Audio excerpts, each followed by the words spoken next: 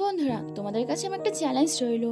এই মুভিটি দেখার পর যদি তোমাদের চোখ থেকে এক ফোঁটাও জল না বের হয়, তাহলে আমার নামটাই বদলে দেব। এই কাহিনীটা হলো তিনজনের, ভাই, বোন আর একটা ছোট্ট কুকুর। সিনেমার শুরুতে আমরা চার নামে একটা ছেলেকে দেখি, যে কিনা দুদিনের একটা ছোট্ট কুকুরকে একটা বাড়ি থেকে চুরি করে। আসলে চানের ছোট্ট বোনের কাল জন্মদিন, আর চানের কাছে এত টাকা নেই যে তার বোনকে সে কোনো উপহার দেবে। সে ছোট্ট কুকুরের বাচ্চাটা চুরি করে সে তার বোনের কাছে রেখে দেয়। এটা হলো চানের ছোট্ট বোন চই। সে যখন ঘুম থেকে উঠে ছোট্ট কিউট কুকুরের বাচ্চাটা দেখে, সে তো ভীষণ খুশি হয়। খুশি হবেই না কেন, তার ভাই তাকে এটা জন্মদিনে উপহার দিয়েছে। এই দুটি বাচ্চার পৃথিবীতে কেউ নেই। তার বাবা মারা যাওয়ার পর তার মা অন্য একটা লোকের সাথে শহরে চলে গেছে, যার ফলে চান বড় হওয়ায় তার 6 বছরের ছোট্ট বোনের দায়িত্ব তার উপরেই। আর এখন এই ছোট্ট কুকুরটি তাদের পরিবারের নতুন সদস্য। জয় সেই কুকুরের বাচ্চাটার নাম রাখে হাঁটি। জয় নিজে একা নিজের কাজগুলো ভালো মতো করতে পারে না, কিন্তু সে হাঁটিকে এতটাই ভালোবাসে যে সে ছোট্ট হাঁটিকে খাওয়ানো থেকে শুরু করে চান করা, ঘুমানো সবকিছু সে নিজে হাতে করায়। মা যেমন ছোট্ট বাচ্চার যত্ন দেয়, ঠিক তেমনটি চান ও হাঁটিকে অনেক ভালোবাসে। এভাবে তিনজনের দিন চলছিল। একদিন জয় বিছানায় হিসু করে দেয়, কিন্তু চান বুঝে যায় এটা জয়ের কাজ। কিন্তু জয় বলে, ভাই আমি করিনি, এটা হাঁটি করেছে, হাঁটি বিছানা ভিজিয়েছে। বেচারা হাঁটি, তাকে তো চই ফালতু ফালতু ফাঁসিয়ে দিচ্ছে। ঠিক তখনই পাশের বাড়ির এক আন্টি আসে, আর এই আন্টিটি তাদের দুজনের খাওয়া দাওয়ার দায়িত্ব নিয়েছে। এই আন্টি না হলে এই বাচ্চা দুটির কি হতো কে জানে। বিছানায় হিসু করার জন্য ভাই বকা দিয়েছে। সেই দুঃখে আমাদের চই মনের দুঃখে কান্না করতে থাকে। ছোট বোনকে এভাবে মন খারাপ করতে দেখে চান তাকে বলে, আরে তুই তো বিছানা ভিজাসনি, ভিজিয়েছে তো হাঁটি। এরপরে দেখি চই আর হাঁটি চানের জন্য বাস স্টপে গিয়ে বসে আছে। প্রথমে একটা বাস আসে, কিন্তু সেই বাসে চান ছিল না। এটা দেখে চইয়ের খুব মন খারাপ করে, আর একটু টেনশনও পড়ে যায় যে ভাই কেন এখনো আসছে না। কিছু সময় পর দূর থেকে চানকে আসতে দেখে হাঁটি তো সেই দিকে দৌড় মারে, আর হাঁটির পিছু পিছু চইও দৌড় দেয়। আর তার ভাইকে জিজ্ঞাসা করে, ভাই আমার জন্য আইসক্রিম এনেছো তো? চান তার বোনকে কথা দিয়েছিল আজ স্কুল থেকে ফেরার পথে তার জন্য আইসক্রিম নিয়ে আসবে, তাই সে তার বাস ভাড়ার টাকা দিয়ে তার বোনের জন্য আইসক্রিম নিয়ে আসে, যে কারণে তাকে আজ হেঁটেই আসতে হয়েছে। প্রথমে তো চই আইসক্রিম পেয়ে ভীষণ খুশি, কিন্তু তারপরে সে কান্না জুড়ে দেয় যে এটা কোনো আইসক্রিম হলো নাকি, এটা পুরো গলে গেছে। চান এত দূর হেঁটে এসেছে, আইসক্রিম তো গলবেই। চই সেই আইসক্রিমের পলিথিনটা ফেলে দেয়। সুযোগ বুঝে হাঁটি পলিথিনের মধ্যে মুখ ঢুকিয়ে আইসক্রিম খেয়ে থাকে, আর আইসক্রিম খেতে খেতে পলিথিনের মধ্যে হাঁটির মুখ আটকে যায়। এটা দেখে চই আর চান দুজনে হেসে ফেলে, আর এরপরে তিনজনই খুশি খুশি বাড়ি চলে যায়। খেতে বসে চই চানকে বলে, পাশের বাড়ি ওই বুড়ো গ্রান্ডমাটা আমাকে গরিবের বাচ্চা বলে গালি দিয়েছে।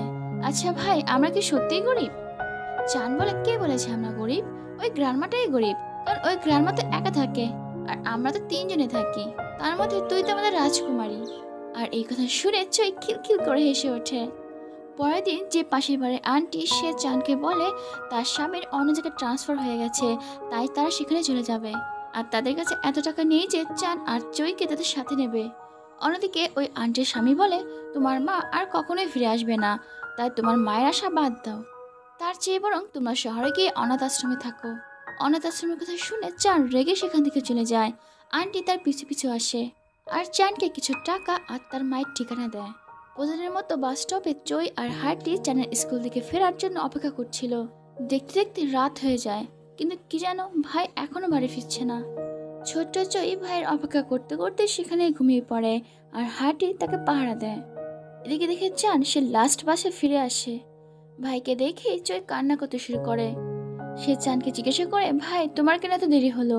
আমি তো ভেবেছিলাম তুমি মায়ের মতো আর ফিরে আসবে না, তুমি আমাকে রেখে চলে গেছো। দুঃখী মনে চান বলে, আরে পাগলি, আমি কোথায় যাব, তুই তো আমার ছোট্ট রাজকুমারী। তখন চই বলে, আচ্ছা ভাই, মা কেন আমাদের সাথে দেখা করতে আসে না? এই কথা শুনে চান, যে কিনা এতক্ষণ বড় হওয়ার চেষ্টা করছিল, সেও কেঁদে ফেলে। কান্না পাবেই বা না কেন, তারও তো বয়স 10 থেকে 12 বছর। চান চইকে মিথ্যে বলে, আর বলে মা ঠিক চলে আসবে। সে চইয়ের দেখাশোনা করার জন্য হাঁটিকেও ধন্যবাদ দেয়। পরের দিন দুই ভাই বোন মিলে হাঁটিকে অনেক মজা করে স্নান করায়। এদিকে আন্টির দেওয়া মায়ের ঠিকানাটা চই পায়, আর সে তো ভীষণ খুশি। সে বলে, ভাই আমি মায়ের কাছে যাব, কিন্তু চান তাকে না করে দেয়। আর এ কারণে চই কান্না শুরু করে যে আমাকে মায়ের কাছে নিয়ে চলো। এবার তো চানের ধৈর্যের বাঁধ ভেঙে যায়।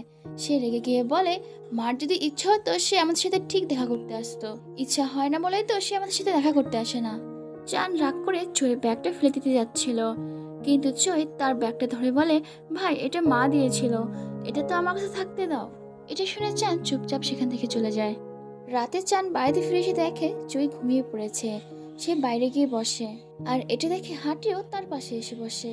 সেদিন চান হাঁটির সাথে অনেক কথা বলে। জানিস তো চান, চুই খুব ছোট্ট, ও বোঝে না যে মা ফিরে আসার জন্য যায়নি।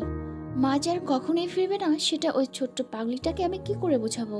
কিন্তু বোনের কথায় আমি একদিন যাব মায়ের সাথে দেখা করার জন্য, তখন তুই চুইয়ের খেয়াল রাখবি। এখানে হাঁটি চুপচাপ চানের কথা শুনছিল, মনে হচ্ছিল সে কত কথাই না বুঝতে পারছে। পরের দিন ছোট্ট বোনের মন ভালো করার জন্য আইস স্কেটিংয়ে নিয়ে যায়। তিনজনে অনেক মজা করে। হঠাৎ চানের টয়লেট পায়, তাই সে তার বোনকে বসিয়ে একটু পাশে টয়লেট করার জন্য যায়। হঠাৎ করে কোথা থেকে একটা ঘুড়ি নিচে এসে পড়ে। হাঁটি সেই ঘুড়িটার পিছে যায়। বরফ পাতলা হওয়ার কারণে হাঁটি সেই বরফ ভেঙে নিচে পড়ে যায়।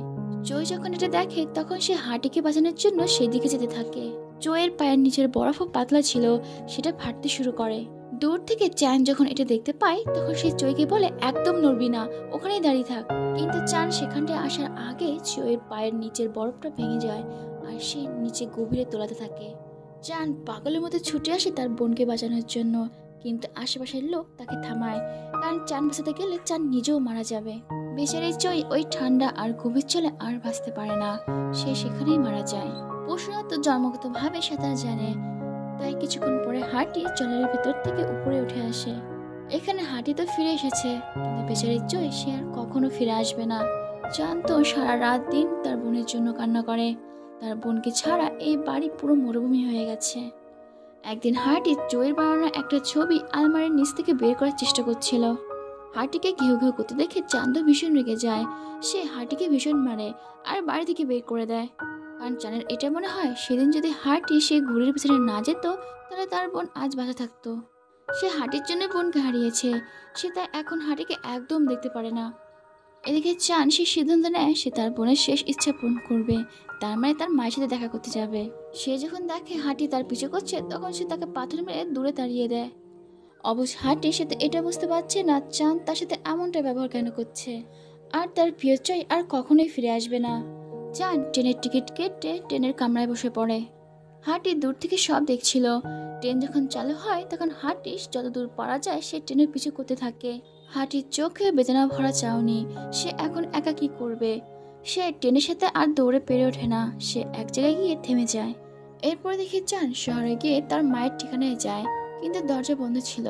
এই কারণে সে সেখানেই বসে অপেক্ষা করতে থাকে। চানের মা অনেক রাতে তার বয়ফ্রেন্ডকে নিয়ে বাড়িতে আসে। সেই বয়ফ্রেন্ড যখন চানকে দেখে তখন সে সেখান থেকে চলে যায়। সেখানে মা চানকে ঘরে নিয়ে যায়। সে চানকে এটা জিজ্ঞাসা করে না সে এখানে কেন এসেছে, সে তাকে উল্টো জিজ্ঞাসা করে, তুমি টাকার জন্য এসছো। চান তার বোনের ব্যাপারে বলতেই যাবে, ঠিক তখনই চানের মায়ের বয়ফ্রেন্ডের ফোন আসে। চানের মা তার বয়ফ্রেন্ডকে বোঝাতে থাকে, আমার ছেলে মেয়ের জন্য আমাদের সম্পর্কের কোনো সমস্যা হবে না, আমি টাকা দিয়ে কালই ওকে পাঠিয়ে দেব। এসব শোনার পর চানের আর ইচ্ছা হয় না সে তার মাকে সবকিছু জানানোর। সে কাকে জানাবে, তাদের মা তো তাদের পরোয়াই করে না। তাই সে রাতে খাবারের শেষে চুপচাপ ঘুমিয়ে পড়ে। অন্যদিকে হাঁটিকে দেখি সে রেল লাইন ধরে অনেকটা দূর চলে এসেছে। হাঁটি হতে পারে পশু, কিন্তু তার মধ্যে তো মান আছে। সে একটা লোকের কাছে জল চায়, কিন্তু ওই লোকটি তাকে দূর দূর করে তাড়িয়ে দেয়।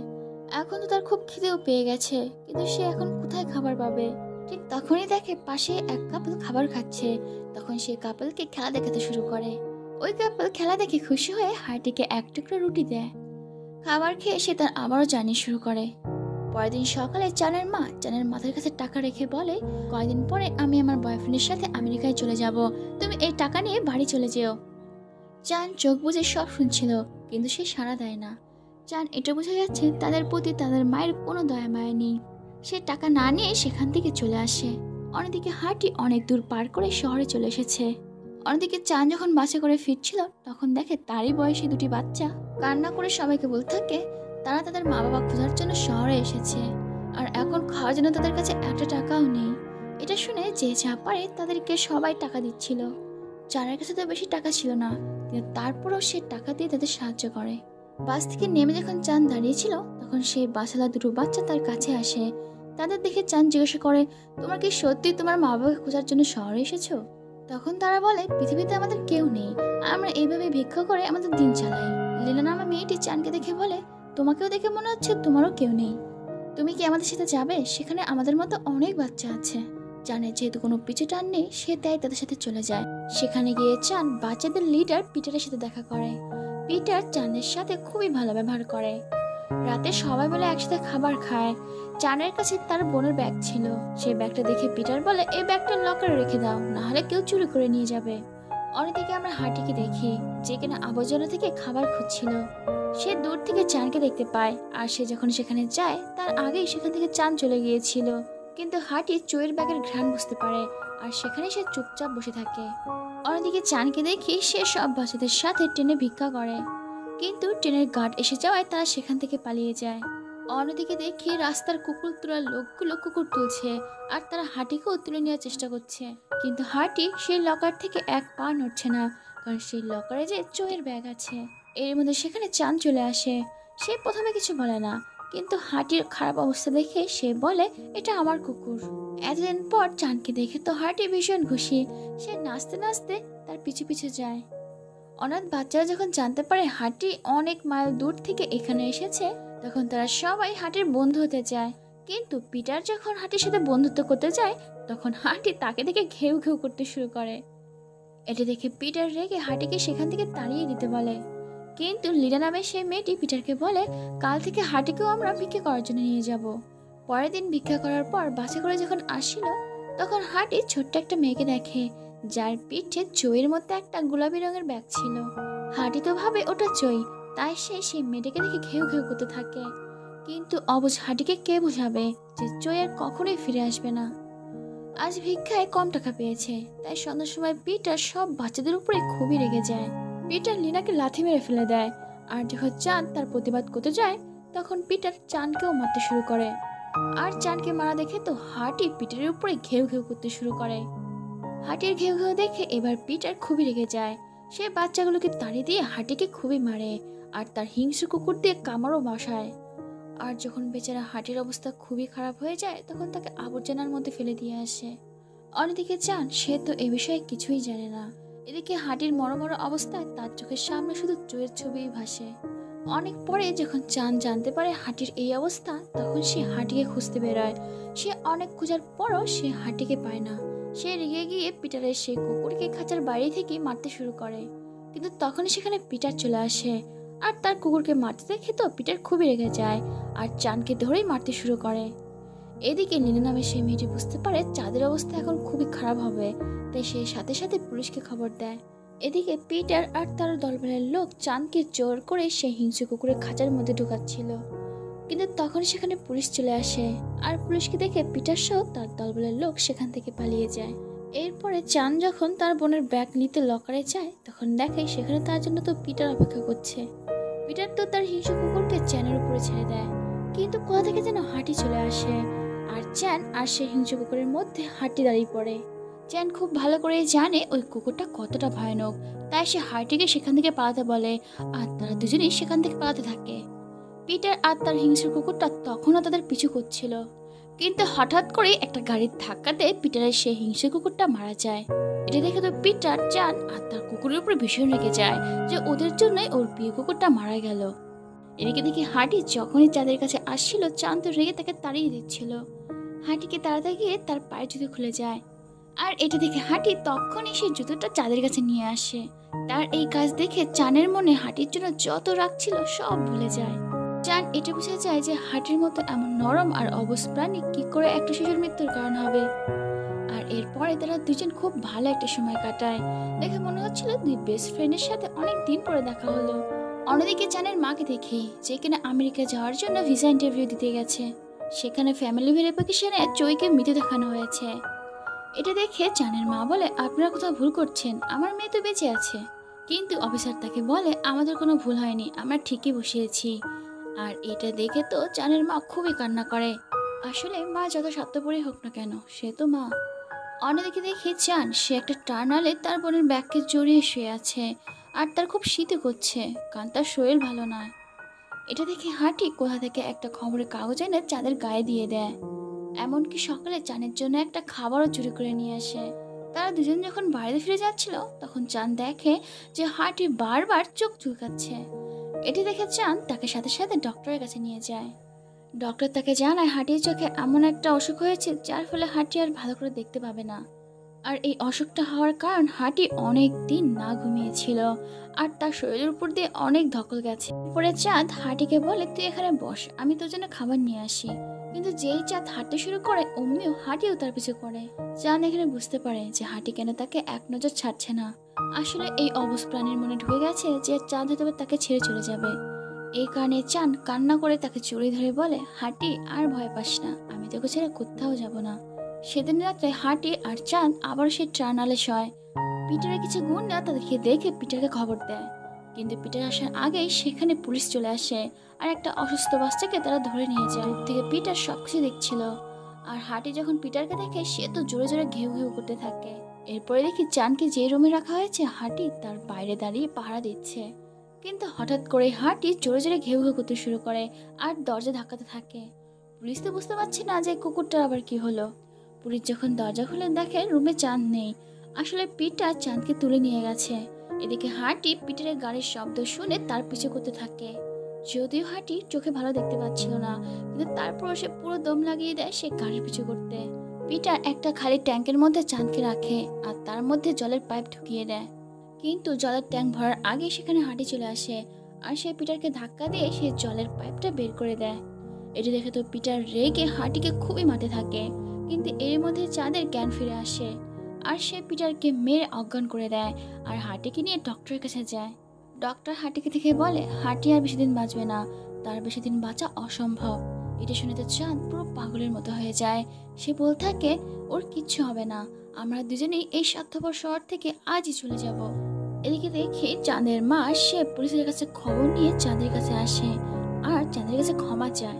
চাঁদ তার মাকে দেখে বলে, আমি যদি তোমাকে ক্ষমা করে দিই তাহলে আমি কি আমার বোনকে আবার ফিরে পাবো আর হাঁটি কি আবারও ঠিক হয়ে যাবে?